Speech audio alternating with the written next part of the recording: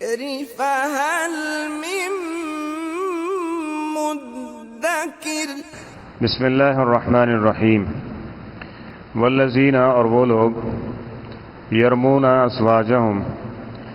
جو تہمت لگاتے ہیں اپنی بیویوں پر، ولم یکن لہم شہداء، اور ان کے پاس اس کے گواہ نہیں ہیں، الا سوائے انفسہم، انہی کی جانیں، فشہادت احدہم، تو پس گواہی یا قسم ان میں سے ایک کی، اربع شہادات باللہ، 4 گواہیاں یا 4 قسمیں ہیں اللہ کی، انہ لمن الصادقین، کہ بے شک وہ البتہ سچوں میں سے ہے، والخامسہ، اور 5ویں، کہ انہ بے شک لعنت اللہ، اللہ کی لعنت ہو، علیہ اس پر، ان کان من الکاذبین، اگر وہ ہوا جھوٹوں میں سے، ویدرؤ، اور دور کر سکتی ہے یا دور ہوگا، انہا، اس عورت سے، العذاب، عذاب، ان تشہدہ، یہ کہ وہ قسمیں اٹھائے، 4 شہادات باللہ، 4 قسمیں اللہ کی، انہ لمن الکاذبین، کہ بے شک وہ مرد البتہ جھوٹوں میں سے ہے، والخامسۃ، اور 5ویں مرتبہ، انہ بے شک غضب اللہ علیہ، کہ اللہ کا غضب ہو اس عورت پر، ان کان من الصادقین، اگر وہ مرد سچا ہے، ولولا فضل اللہ علیکم، اور اگر نہ ہوتا اللہ تعالیٰ کا فضل تم پر، ورحمتہ، اور اس کی رحمت، وان اللہ تواب حکیم، اور بے شک اللہ تعالیٰ بہت توبہ قبول کرنے والا اور بڑی حکمت والا ہے۔ سابقہ آیت میں کسی پر تہمت لگانا، اس کی سنگینی اور اس کی سزا کے حوالے سے حکم موجود ہے۔ نبی کریم صلی اللہ علیہ وسلم کے زمانے میں ہی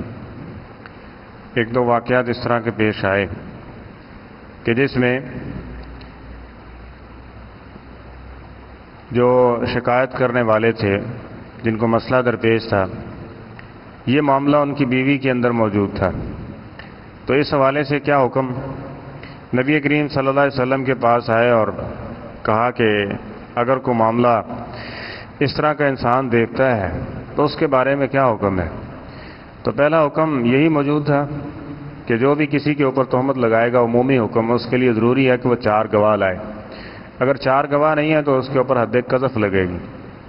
تو نبی کریم صلی اللہ علیہ وسلم فرماتے ہیں کہ جاؤ گواہ لے کے آؤ، وَإِلَّا حَدٌّ فِي ظَهْرِكَ، اگر تمہارے پاس اس کے گواہ نہیں ہے نا، تو پھر تمہاری کمر کے اوپر کوڑے ہی لگیں گے۔ اب وہ صحابی آگے سے کہتے ہیں، اللہ کے رسول صلی اللہ علیہ وسلم، اب یہ معاملہ ویسے ہی اتنا سنگین اور اتنا پریشان کن ہے، اس معاملے پہ انسان گواہ ڈھونڈنے جائے گا؟ تو یہ تو پہلے ہی ایک معاملہ اس طرح کا ہے، اب اس کے اوپر گواہ ڈھونڈنا یہ ایک اور ایسی پریشانی ہے، اب اس سے کون گزرے گا؟ تو نبی کریم صلی اللہ علیہ وسلم نے دوبارہ یہی فرمایا، کیونکہ حکم یہی تھا کہ وَإِلَّا حَدٌّ فِي ظَهْرِكَ، آپ کو گواہ لانے ہوں گے، وگرنہ ہم حد جاری کریں گے، حد 80 کوڑے آپ کے اوپر لگے گی۔ اس بات سے یہ اندازہ لگا لیں کہ پیغمبر جو ہوتا ہے وہ شریعت بنانے والا نہیں ہوتا، اور دوسری بات کہ پیغمبر عالم الغیب بھی نہیں ہوتا، جبکہ انہوں نے ایسی باتیں کی اور کہا کہ میرا اللہ اس کے بارے میں ضرور کوئی نہ کوئی حل جو ہے وہ عطا فرما دے گا۔ تو یہی کہتے ہوئے واپس چلے گئے، اور پھر یہ آیات لعان جو ہے نا، یہ آ گئیں۔ تو اللہ تعالیٰ نے ان کو بلایا، نبی صلی اللہ علیہ وسلم نے اپنے ان صحابی کو بلایا، اور یہ ساری باتیں ان کے سامنے رکھ دی گئیں کہ اگر کوئی شخص اپنی بیوی کو اس طرح سے دیکھتا ہے تو اس صورت میں اس کو گواہ ڈھونڈنے کی ضرورت نہیں ہے، وہ 5 قسمیں اٹھائے گا، اور قاضی کے سامنے جب یہ معاملہ پہنچے گا تو 5 قسمیں اٹھائے گا، والذین یرمون ازواجہم ولم یکن لہم شہداء، اس کے پاس گواہ نہیں ہے، الا انفسہم، سوائے اسی کے، تو فشہادت احدہم 4 شہادات باللہ، وہ 4 قسمیں اٹھائے گا کہ اللہ کی قسم ہے، انہ لمن الصادقین، میں نے جو بات کی ہے نا کہ اس کے اندر یہ گناہ موجود ہے، میں اس اپنی بات کے اندر سچا ہوں،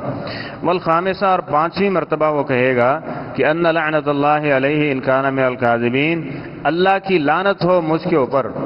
اگر میں جھوٹ بولنے والوں میں سے ہوا۔ ٹھیک ہے، تو یہ 5ویں قسم یہ شخص اٹھائے گا۔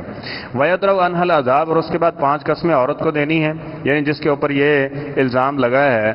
تو وہ اپنے سے عذاب کو دور کر سکتی ہے. اس عذاب سے مراد دنیاوی عذاب ہے یعنی حد قذف کا عذاب ہے, یا کیا نام ہے کہ اگر وہ اقرار کر لیتی ہیں تو پھر تو یہ معاملہ ختم ہو جائے گا اور اس کے لیے وہ سنساری کی سزا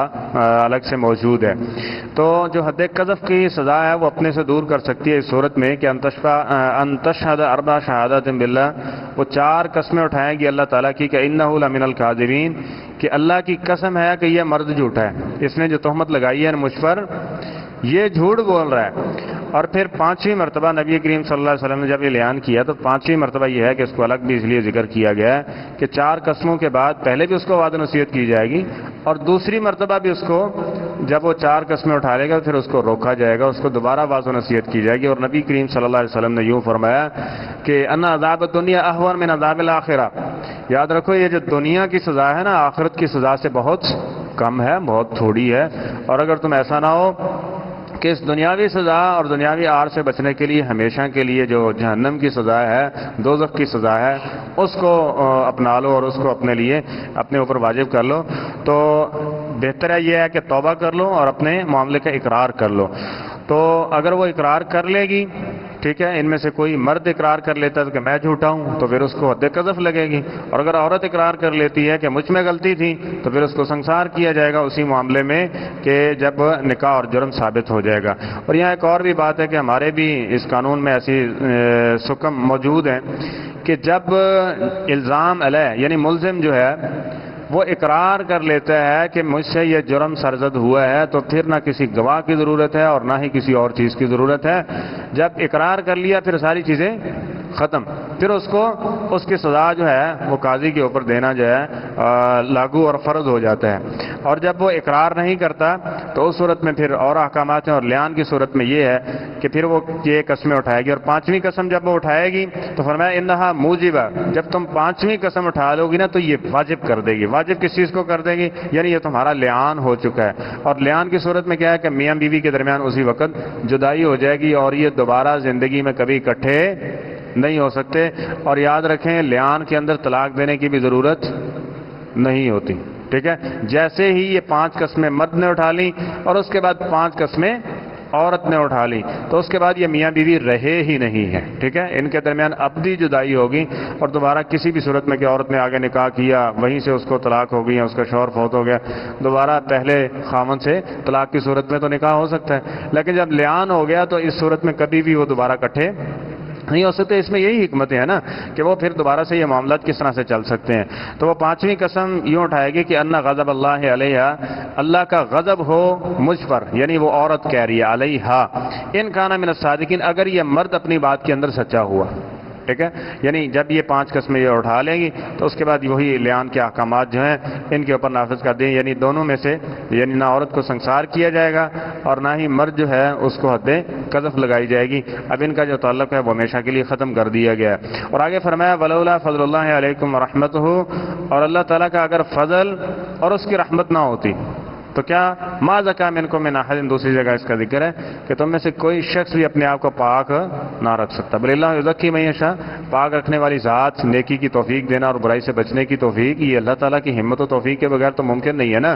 تو ایک معنی اس کا یہ ہے. دوسرا معنی اس کا یہ کیا گیا ہے کہ ولولا فضل اللہ علیکم ورحمتہ, اگر یہ احکامات دینی موجود نہ ہوتے تو ذرا تصور کرو یہ معاشرہ کیا ہوتا. یعنی اگر لیان کی صورت میں یہ قسمیں اور پھر یہ جدائی کا معاملہ نہ ہوتا تو جس کا جی چاہتا کسی پہ الزام لگا دیتا, ٹھیک ہے. اور حد قذف نہ ہوتی تو منہ کھلے ہو جاتے, زبانیں بے لگام ہو جاتی جو جس کے بارے میں جی چاہتا, تو یہ کتنا ایذا اور تکلیف دہ مرحلہ ہوتا معاشرے کے لیے. تو یہ جو احکامات ہیں, یہ جو سزائیں, یہ جو حدود رکھی گئی ہیں نا,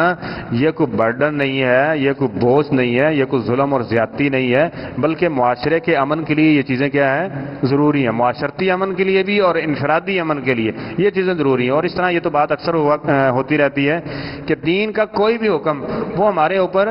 ہمارے لیے نقصان دہ یا ہمارے اوپر ظلم کی صورت میں نہیں ہے. اللہ تعالیٰ نے جو بھی ہمارے لیے مقرر کیا وہ ہماری بہتری کے لیے اس میں اجر اور ثواب رکھا ہوا ہے. تو فرمایا ولولا فضل اللہ علیکم ورحمتہ, یہ جو احکامات ہیں یہ بھی اللہ تعالیٰ کا خاص فضل ہوا ہے تم پہ اور اس کی رحمت ہوئی ہے, وگرنہ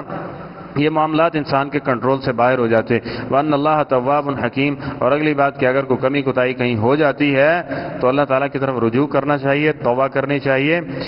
اور اس سے استغفار کرنا چاہیے، اور اپنی تدبیریں، اپنے بہانے اور گناہ کو ثابت کرنے کے لیے ادھر ادھر کی باتیں نہیں ہونی چاہیے، کیونکہ تم جتنے سیانے ہو نا، حکیم وہ حکیم ہے، وہ تدبیر، وہ معاملے کو نافذ کرنا بھی جانتا ہے اور منوانا بھی جانتا، اس کے لیے تو کچھ مشکل نہیں ہے. ٹھیک ہے، عذر بہانے کے ساتھ آپ وقتی سزا یا وقتی معاملات کو تو ٹال مٹول اس میں کر سکتے ہیں، لیکن اللہ تعالیٰ کی حکمت اور اس کی ذات کو کیسے چیلنج ہو سکتا ہے اور اس کے فیصلے کو نہیں بدلا جا سکتا. اس لیے انسان کی عافیت دنیا آخرت میں، عزت بھی، یہ ساری چیزیں دین کے اندر موجود ہیں. اور جب یہ دین نہیں ہوگا تو پھر اس طرح کے بہت سارے معاملات بھی پیش ہوں گے جس کی وجہ سے انسان کی انفرادی زندگی، معاشرتی زندگی اور اخروی زندگی یہ ساری برباد ہو جائے گی. اللہ کریم ہمیں قرآن و سنت پہ عمل کرنے والا بنائے. اللہ العظیم.